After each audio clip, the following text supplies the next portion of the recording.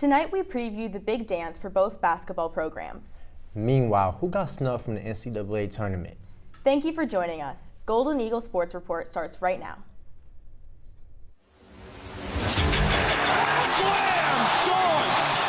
Oh, that's a poster.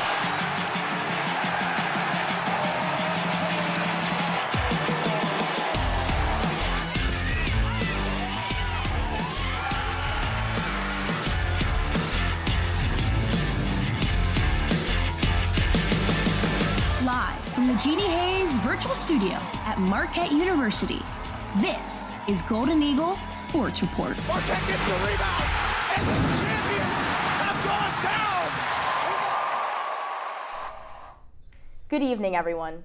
I'm Serena Pace, joined by Dakota Barnes-Rush. The women's basketball team went into the Big East tournament on the bubble for the NCAA tournament and needed a win to stay in contention for the big dance. But it was not an East quarterfinal matchup as the Golden Eagles had a date with the Villanova Wildcats, a team they already lost to twice this season.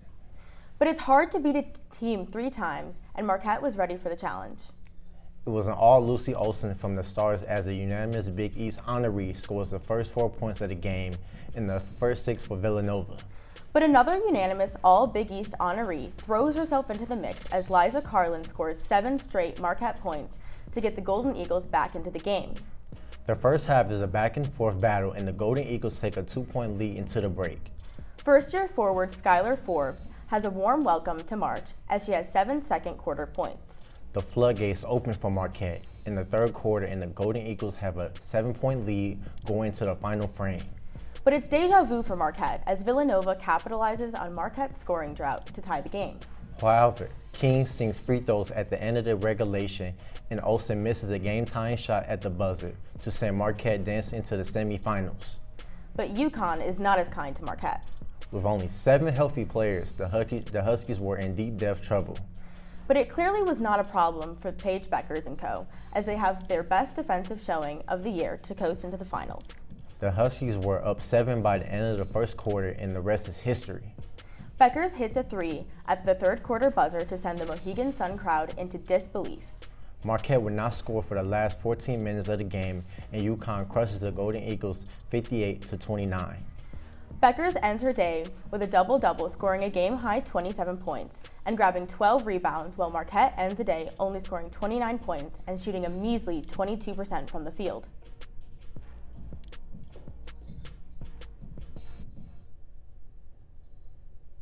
Even with 7 healthy players, head coach Megan Duffy knows how deadly UConn's guard play can be. No, I think the way their guards can get up in pressure and, blow up some of your offense, I think that's always been, when they're at their best, what it looks like. And I thought, as much as we didn't have turnovers in the first half, we only had 2, we didn't have a lot of rhythm and flow. I thought we were a little bit just unsure with our reads. I thought we had open shots and just couldn't see it. Despite the ugly exit from the Big East tournament, Duffy gives her pitch for why Marquette deserves to hear their names called on Selection Sunday. Absolutely. I think we're deserving of being in the NCAA tournament. Our body of work, 23 wins for our program. Non-conference, we went out and beat Illinois, who was preseason ranked, Arkansas, Boston College. Consistently put up, good net numbers all year. Obviously, Connecticut has not been nice to us all year, which happens to a lot of teams, I guess. And then, for us, the losses. And hear their names called they did. After anxiously waiting all day, the Golden Eagles received an at-large bid to the big dance. Marquette was named a 10 seed in the Albany 1 region, facing off against 7-seeded Ole Miss in South Bend. The game will tip off at 3:45 Central Time on ESPNU. This will be the first meeting against Ole Miss in program history, and the winner will face the winner of the Notre Dame, and Kent State game. This will be Marquette's 15th appearance in the NCAA tournament and 3rd under Megan Duffy.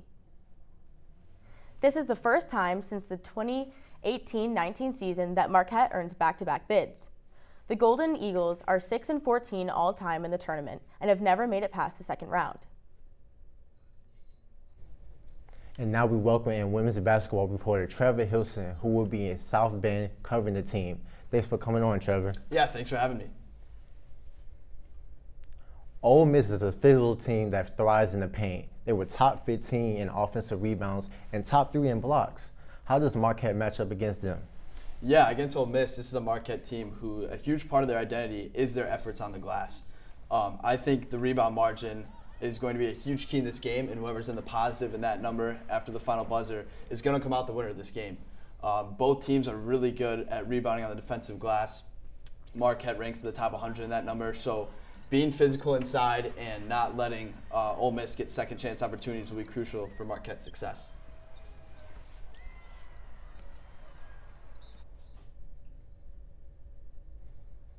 Ole Miss also features 2 players on the first-team All-SEC team, Madison Scott and Marquesha Davis. How can Marquette slow them down? Yeah, these 2 players both average in double figures. They are very impressive, and Marquette's going to have their hands full with these 2.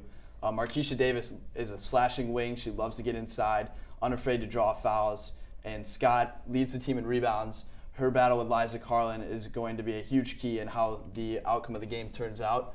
I think in order to stop these 2, especially Davis, keep her outside the perimeter. She only shoots 24% from beyond the arc.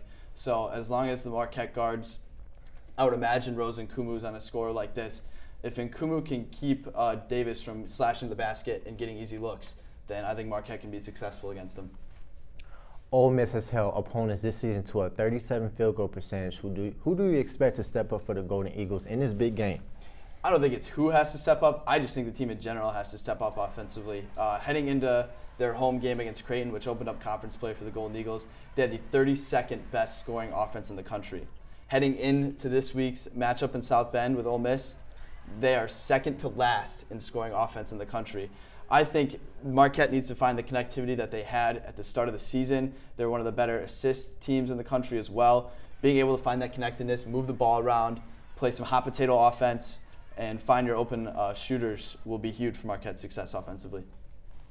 As a team, Marquette averages 36% from 3 compared to Ole Miss 26%.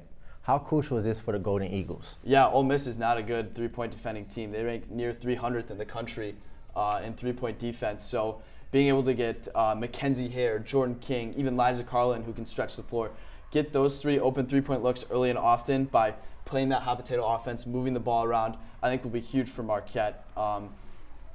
Yeah, I mean, you got to get your shooters open. Got to give them good looks. It's a green light offense that Marquette runs. Everyone's given the okay to take shots when they have them.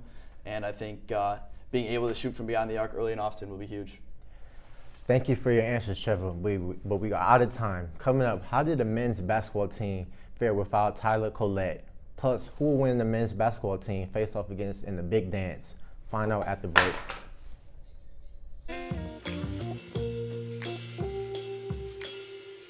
After you joined our family, it was like, I really do feel complete now.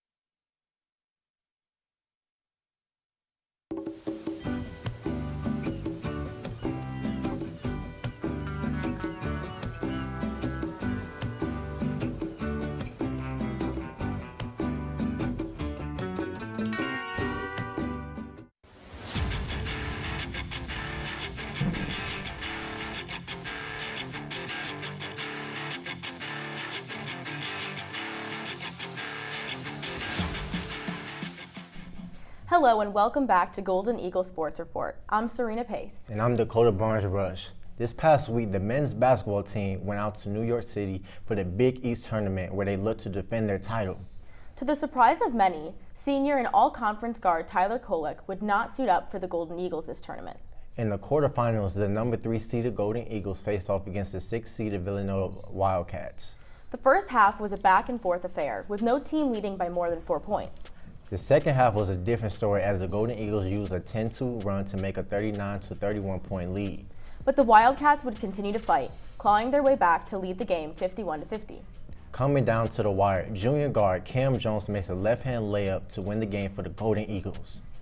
At least that's what everyone thought, until Jones's basket was called off. Overtime in the Garden, and junior forward David Joplin decided to take over, scoring the first 5 points, and it was all Marquette from there. The Golden Eagles win 71-65, moving on to the Providence Friars for a chance to play in the Big East Championship. These two teams played in another back-and-forth contest early on until the Golden Eagles went on a 12-2 run led by Jones and senior forward also Iguodaro. The Golden Eagles went into half up 42-31. The second half was Devin Carter time for the Friars as a junior guard put up 22 points in the second half alone.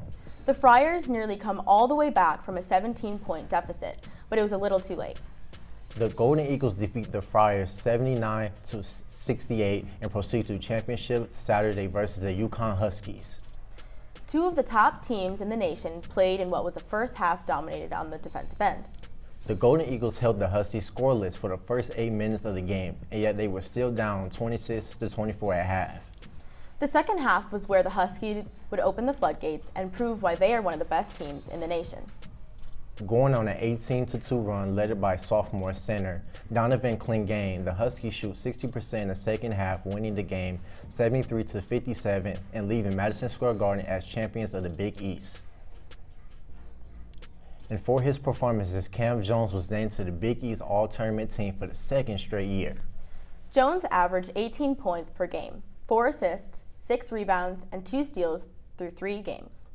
Meanwhile, also Iguodaro was also named to the Big East All-Tournament team for the first time in his career. Iguodaro averaged 11 points, 4 rebounds, and 4 assists through 3 games. Following a short-handed loss, men's basketball head coach Shaka Smart describes just how tough his team is. These two guys, and pretty much all their teammates that play significant minutes are banged up, as I'm sure UConn's guys are, as Devin Carter in Providence was last night. When you play in this league with the physicality with which teams are allowed to play, there's going to be a lot of different, bumps and bruises and things that come up. And also as a Warrior, as is Cam, as is Job, as is Stevie, hopefully we'll get number 11 back next time we play. Even when the energy is down, junior forward David Joplin understands there is still a chance for better basketball to be played. Obviously, losing this game is not what we wanted, but we have bigger goals, bigger aspirations, and we get to have the most fun, in our lives in this next couple of weeks. So today was rough for sure, but we get the opportunity, like Coach said earlier in the locker room. We got a great team, great seed. We got a chance to play well in the tournament. That's all you need is a chance. Marquette, thank you. Thanks. Thanks, guys. This past Sunday, the Golden Eagles received an enlarged bid for the Big Dance. Marquette was the named 2 seed in the South Regional, facing off against 15-seeded Western Kentucky and Indianapolis. This is the first time these two teams will play each other in the program history, and the winner will play the winner of the play-in game between Boise State, Colorado, and Florida. The game will tip off inside Gainbridge Fieldhouse at 1 p.m. Central Time on TBS. This marks Marquette's 36th appearance and their 3rd under Shaka Smart. This is the first time since 2012-13 season that Marquette was earned their 3rd straight tournament appearance. Marquette is 42-36 all-time in the tournament and have tied their high seeding in program history at the 2 seed. The last time Marquette played in NCAA Tournament in Indianapolis was en route to the Final Four Black in 2003. We now welcome in-beat reporter Jack Albright, who was at the Big East Tournament and will be down in Indianapolis for the first 2 rounds. Jack, thanks for your time. Happy to be here, Serena. With Marquette falling short to become back-to-back Big East champions, losing to the number 1 seeded UConn Huskies, how does this affect their momentum going into the tournament? I don't really think it does. I think going into the tournament, there was always questions surrounding Tyler Kolek. And then you find out Tyler Kolek isn't going to play, and that's your best player. And so Shaka Smart has expected him to be back, and I don't think this changes it at all. You got a really big win over Villanova in overtime. You got another big win over Providence, and then you show fight and competitiveness against arguably the best team in the country in UConn in the championship. I don't think you can leave I don't think if you're Marquette, you can leave Madison Square Garden upset. You hang your head held high, and you look forward to the NCAA tournament where every single player on that team, and believe me, because I've talked to them, has a lot of confidence that they can make noise and go back to the Final Four. Tyler Kolek has been out since late February with an oblique injury, resulting in Marquette losing 2 out of 3 games before the Big East tournament. How important is his return to the success moving forward in this upcoming tournament? Yeah, I mean, he's the best point guard in the country, averages 7.6 assists per game and leads the nation, but he's also a very vocal voice for the team in the locker room, and that vocal voice hasn't changed now that he's been off the court. You can see in timeouts before Shaka goes in, Osa Godaro talks to the team, and then Tyler Kolek talks to the team. He's a presence he always has been. Having him on the court, especially for the younger players, now playing in the biggest games they will have played up to this point in their career, is going to be absolutely massive. I mean, the way he runs the offense. Cam Jones did a really good job filling in the pick and roll game with Oso, but no one's Tyler Kolek, and no one can be Tyler Kolek, and I think everybody on Marquette knows that. So when you get Kolek back, you get his decision-making, his ability, and his three-point shooting, which didn't exist in his first year. Because teams have to go over on screens and they can't give him space to shoot, he can pick his way with the defense and absolutely shred them. Marquette's first-round matchup is against Western Kentucky, who is a very well-rounded team, shooting south of 50% from the field and nearly 35% from beyond the arc. What will Marquette have to do in order to contain Western Kentucky from having their way on the court? You know, Marquette's a defensive team. It's a Shaka Smart-led team. I look to Stevie Mitchell. He is a Hall of Fame pest, in the words of Steve Homer True. And Shaka Smart has said the exact same thing. So he's going to be right up in every single Western Kentucky guard's face all game long, and they're not going to give him any breathing room. I mean, you look to the Havoc defense that made Shaka Smart, put him on the map. That's going to have to be employed here just because of how good Western Kentucky is shooting. And then look beyond Stevie Mitchell. Ben Gold has been great with defensive versatility this year. I don't think enough people have noticed just how good defensively he can be beyond the arc. There's more than Stevie Mitchell, but Stevie Mitchell starts the defensive havoc that's going to, in my opinion, stagnate this Western Kentucky offense. Compared to Western Kentucky, Marquette is very undersized, and rebounding the ball has always been a question of concern for the team. What adjustments do you expect Shaka and the team to make in order to contain the glass? I'm not sure it's going to be so much as an EXO adjustment as it is going to be instilling in every single player that they need to get to the glass, because that's how they win. I mean, look to some of their worst losses this season, at Providence, at Wisconsin. They got absolutely obliterated on the glass. Then you look at some of their best wins against Texas, against Notre Dame, and the rebounding margins are absolutely insane.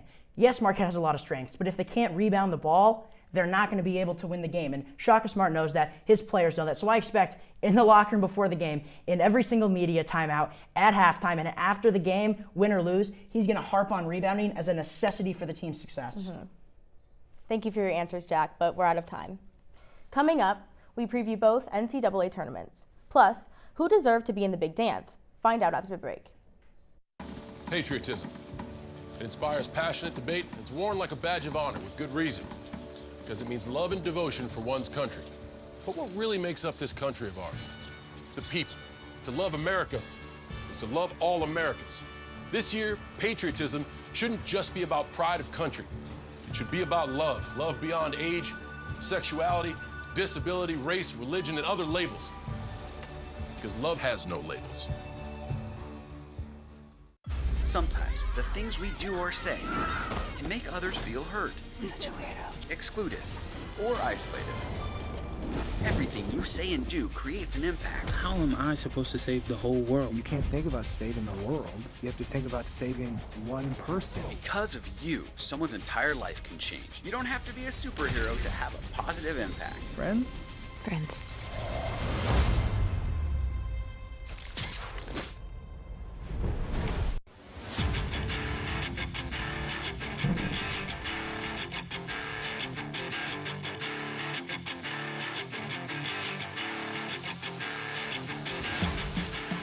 Welcome back to Studio 7 as we preview the big dance for the men and women's team. Joining me on the panel tonight is Trevor Hilson and Jack Albaugh. Let's get started.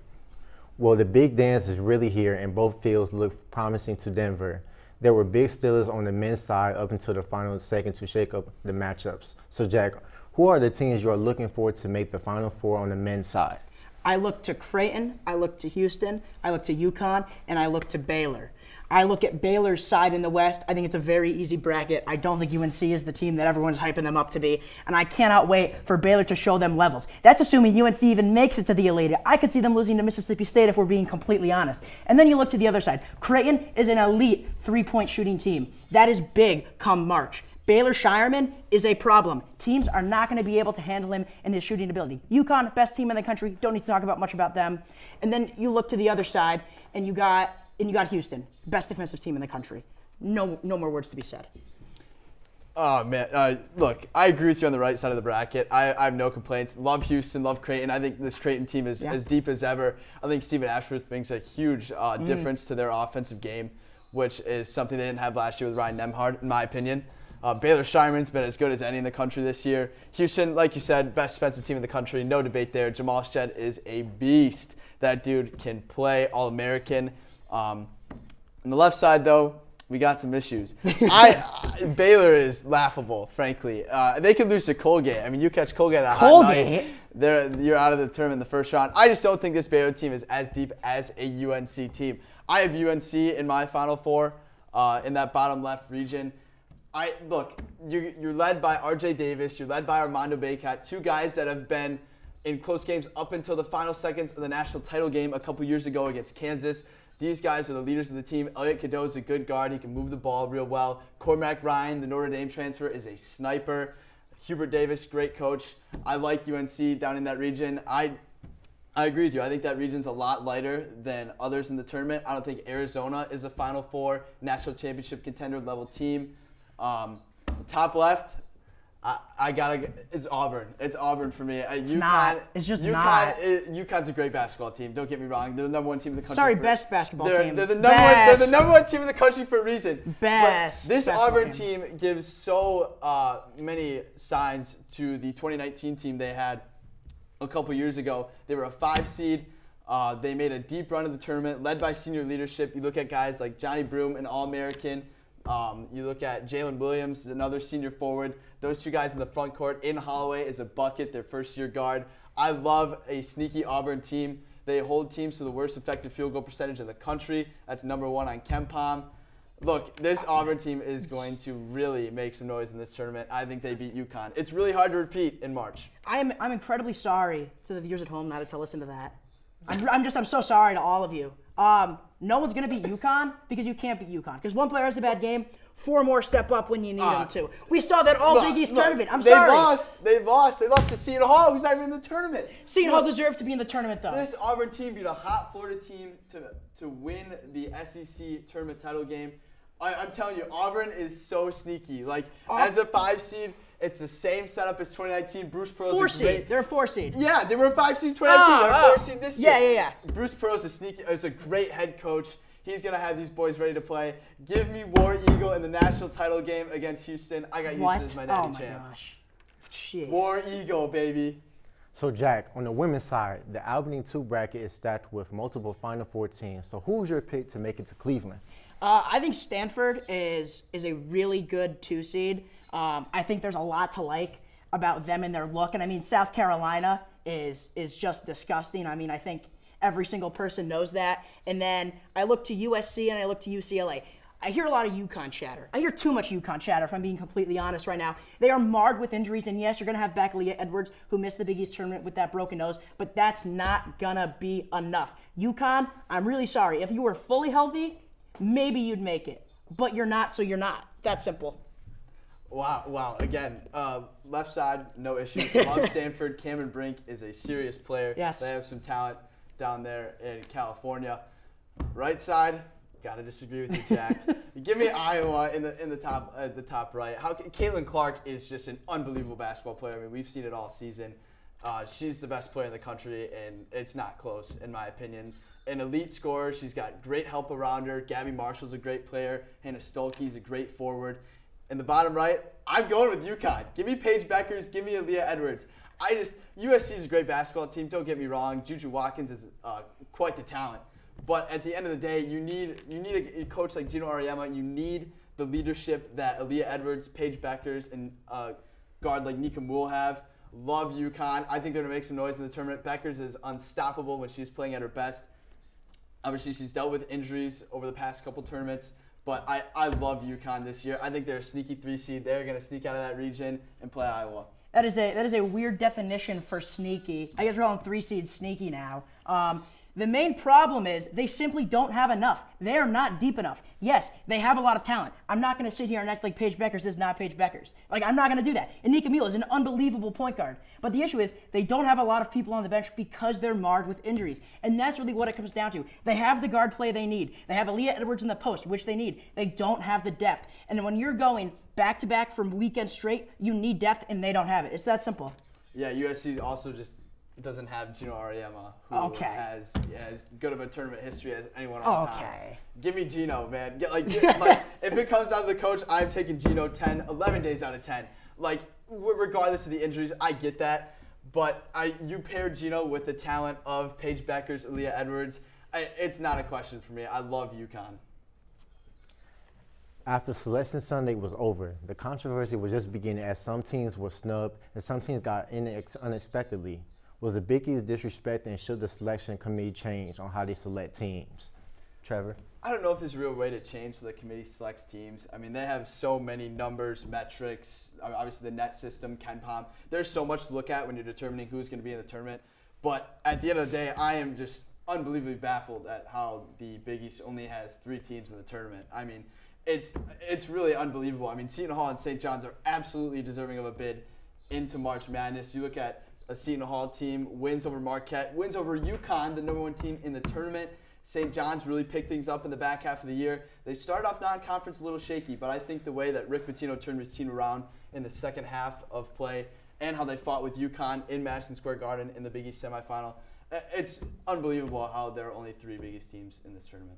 Now, I'm with you, Trevor, completely. And I'm really, really nervous, along with the talks, that we need to expand the NCAA tournament, that this is going to be the year that a lot of people say this is why it has to happen. It doesn't. The NCAA committee should have just done a better job. So 1, please do not change how you select teams, because the first step in that means expanding the tournament, which I don't think anybody actually wants. Yeah, exactly. agreed. You can't do that. In terms of the Big East, Seton Hall went 13-7 in Big East play. They beat a #2 seed. They beat the best team in the tournament. They should be in, just like you said, Trevor. Yep. Big issues in terms of seeding numbers this year. New Mexico is an 11. Are you kidding me? They're an 8. They should be an 8. They should be a 9. They should be way higher. Clemson has a 6 versus an 8 game in the first round. Makes no sense. FAU. We're seriously rewarding FAU, who arguably may not even be in the tournament. If you look at their overall resume, complete joke. Michigan State. Michigan State is god-awful. I'm sorry. They should not be there. Virginia. Virginia got in. I could beat Virginia. I agree. Look, Seton Hall, St. John's, both should be in. Get Virginia out of there. Get Michigan State out of there. I agree. Those are the 2 teams I circle as teams that should be out and should be replaced by Seton Hall and St. John's. I mean, it's almost like a name bias. Like it is. It's it is. Not March without Izzo. Yeah, whatever. Like, they were not deserving of a bid at all. I mean, you start off the season, you're the preseason 4th team in the country. Yep. And you just, from the start to finish, you fall all the way down. You start your season losing to JMU, a 12 seed in this year's tournament. Virginia, who wants to watch Virginia basketball? They score 45 points a game. Like, that is just boring. Tony Bennett, you are boring. I saw a tweet, and this might have been one of the greatest tweets in the history of Twitter. X now. Post on X. And it was that they'd rather watch Indiana State park cars than Virginia's offense. And I have to agree, because Virginia's offense, there's nothing to watch, because offense doesn't exist. I'm really sorry. But if they deserve to be in, then I deserve to be in. Trevor, let's see you in March. Let's go dancing. Let's put a team together. Honestly, let's put a team together. Let's go play Virginia, because I'm taking us a million times out of Marquette Wire Sports Deck versus Virginia in the first 4 in day, and give it to me. Virginia, you're done. Hey, we're going to miss our flight. I mean, the game's in 2 hours. We got to go. Thanks for the great discussion, but we're out of time. But be sure to tune in next week for our coverage of Marquette sports and more. Signing out. Good night, Marquette. War Eagle.